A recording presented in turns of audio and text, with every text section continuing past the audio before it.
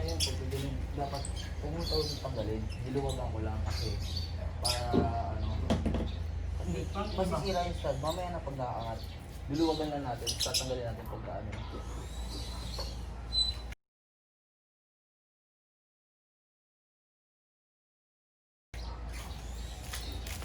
So, good morning guys. Back with our new episode. Today, magdi-DIY paint tayo. I-paint na natin yung mugs ni Prince para naman mas fresh looking kasi medyo hindi namin trip yung kulay, para clean look lang as always. Let's go. So, medyo hindi kami kompleto sa gamit. So, ano yung mga gamit na nandito, yun na yung gagamitin namin. Sana mag-work. Hindi, yan.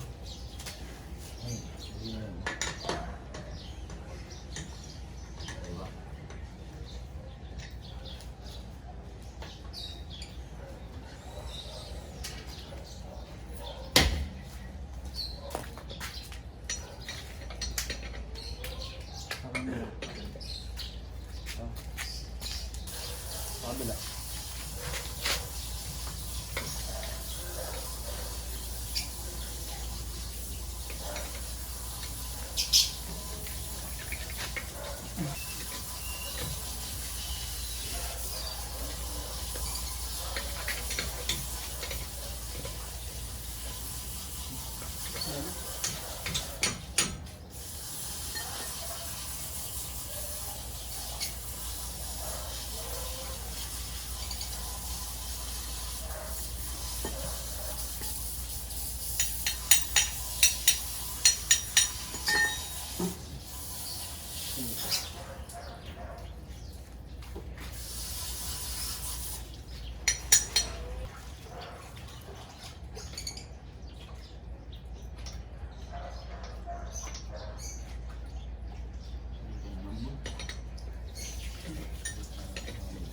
So guys, niluluwagan natin yung mga lug nuts ni Prince. So ayun, nagalain. Luwagan muna natin bago natin angat.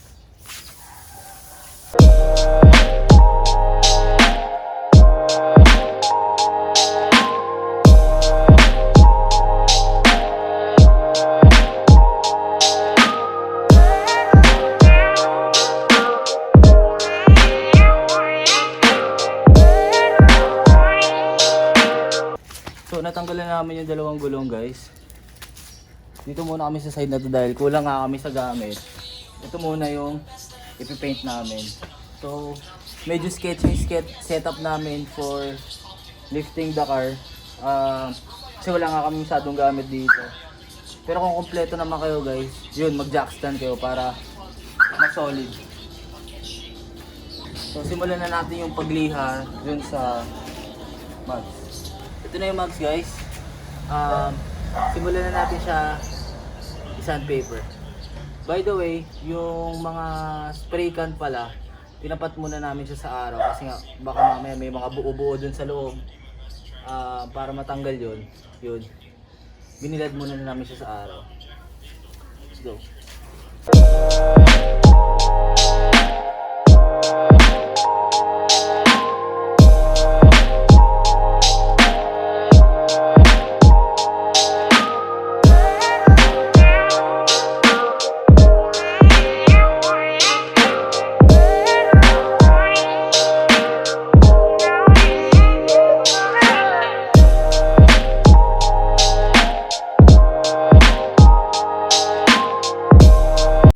So, ang init. Lipat muna kami sa gilid guys. Ang init pala. Lipat muna si Mikey.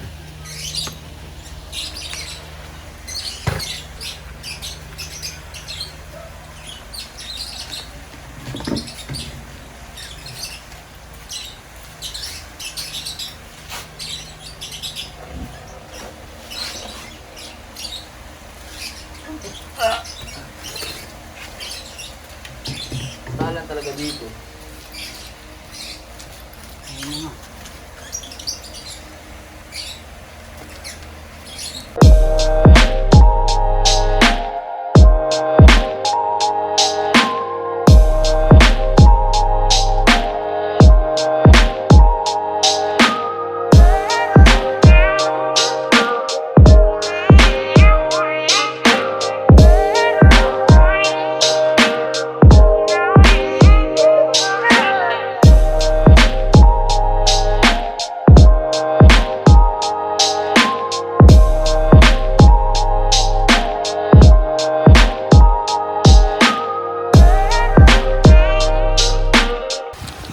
Ayan na guys, magaspang na siya. So kailangan kasi bago natin siya sprayan ng primer, kailangan pagaspangin natin yung surface. Tsaka pantayin din natin like katulad na itong mga to. Mga ganyan. Para pag binugahan natin siya, smooth na smooth. So, ayun. First time ko lang din magbubuga ng mugs. Kasi 'di ba nakita niyo dun sa last video, yung ginawa namin is yung dun sa mga wiper at saka dun sa battery type. So, sana maganda kalabasan. No. Sana maganda. So ano, tagal mo diyan ah. Napit ka to. Para mabugahan na namin. Pero syempre bago bugahan to guys, kailangan natin din siyang bugahan ng water para yung mga dust, residue matanggal. So ililipat na namin yung mugs guys dito para bugahan na namin siya ng water. O yung isa pa. Dapat inayos mo yan ha. Mugs mo yan boy. Dito mo na lang, igaw mo na lang parehas para ano, pantay pagka binugahan mo. By the way, ito nga pala yung sinasabi ko sa inyo guys na ito binibilad namin sila sa araw para yung ilalim diba, solid.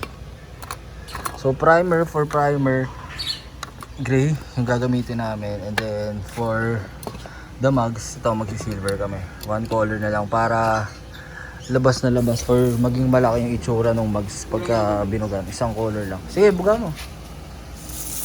Para matanggal yung mga ano, yung mga nilihan natin.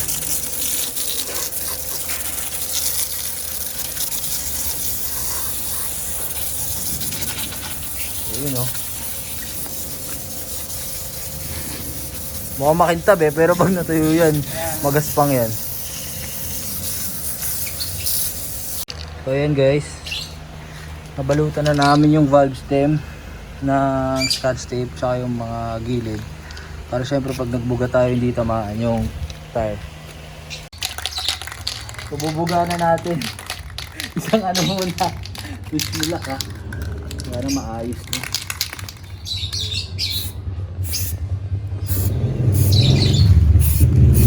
First coating pa lang naman, so kahit manipis lang eh.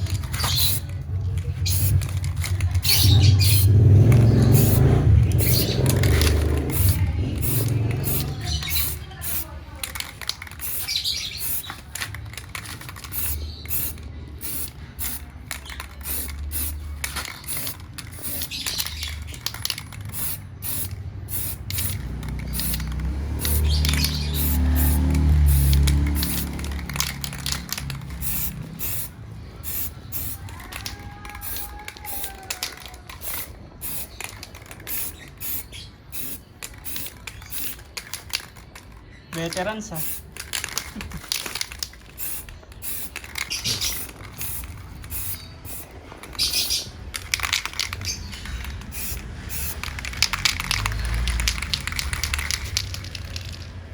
May pag-crack. Kazero. Okay. Second wheel.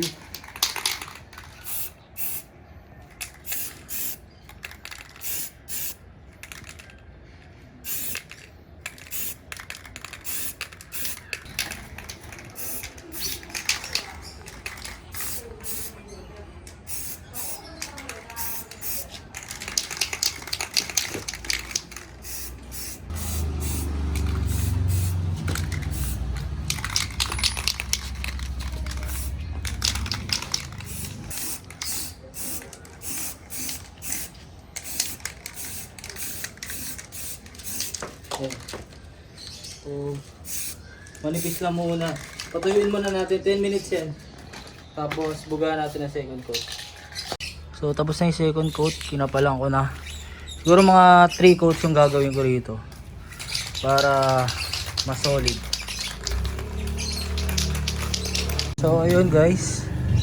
Na wet sand na din namin yung mugs after patuyuin. Ayan. Just to make sure. Medyo kasi kinakabahan kami dahil may mga imperfection na nangyari. Like this one. Hindi ko alam paano nagkaroon ng ganyan. So, Kung meron man kayong idea bakit siya nagkakaganyan, comment down below lang. Pero yan guys. Pero nag-smoothie naman na siya eh after ko i-wet sand. So ayun. Start na tayo. Patuyuin lang natin, then start na tayo sa first coat ng pinaka paint. So let's go. So, manual na naman. Try namin patuyuin pa rin. Nagawa na namin ang ganito para pinaka-paint ko. So first coat for the actual paint. Woo!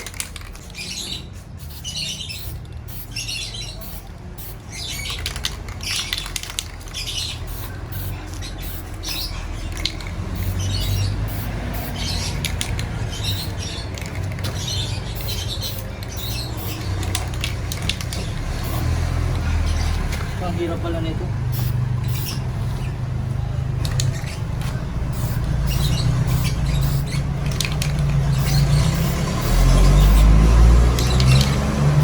Kaya yung iba pinapalitan yung ano eh, yung dulo. Oo.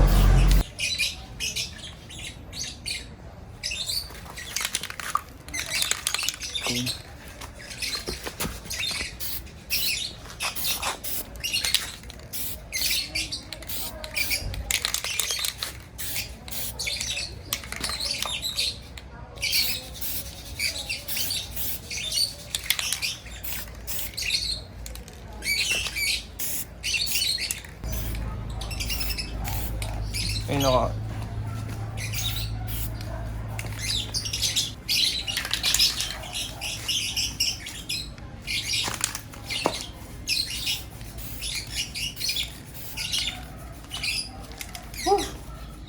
Kamahal labor niyan eh. So, hassle yung nabili naming spray can guys. Ang hirap ng pindutan niya. Ang liit. So, hindi ko magamit yung pointing finger ko pang spray. Hindi katulad nito. Oh, ito kasi yung sa boss ni solid siya. So, ang daling pindutin. Ito kasi ang liit. So, bahala na. So yun na nga no. Dalawang gulong na. Yan ah. Oo. So, mano-mano. Bahala na. Tigas ng trigger niyan eh no. So, possible na talaga ang imperfection dito sa paint. Ito na kinakawi na oh.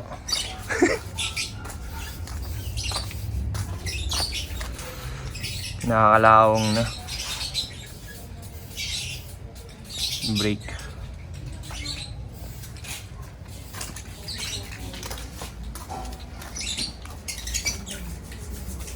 Ano naman oy? Tagal pa to. Ay na.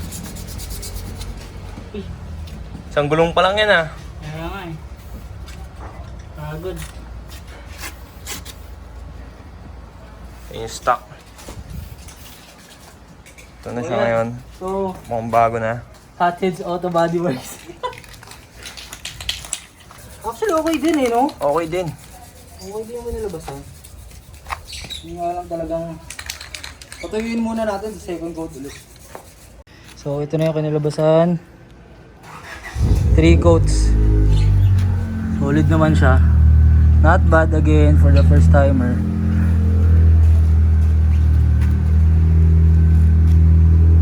Ayos. Ano ayos? Ayos. Pagod. Pagod din. Patuyuin lang natin, tapos try natin ikabit. Test fit. Sheesh. So, third wheel na kami. Mas okay ito guys. Wala siyang mga crack. So, inayos namin talaga yung pagliha dito. Kaya, ayan, solid siya. Wala siyang mga crack. Hindi katulad nung dalawang mags. Though tapos na yung dalawa, okay naman yung kanilabasan. Pero, syempre mas solid na yung gawa namin ngayon. Yun, after ilang hours natapos na din namin. Sobrang nakakapagod guys, pagod na rin ako. Pero sobrang worth it naman, natuwa naman kami sa result. ng pag DIY paint namin sa Mags. Kumbaga for a first timer, sobrang solid yung nakita ko na naging outcome, no? Okay ba? Okay. So yun guys, cinematics muna tayo.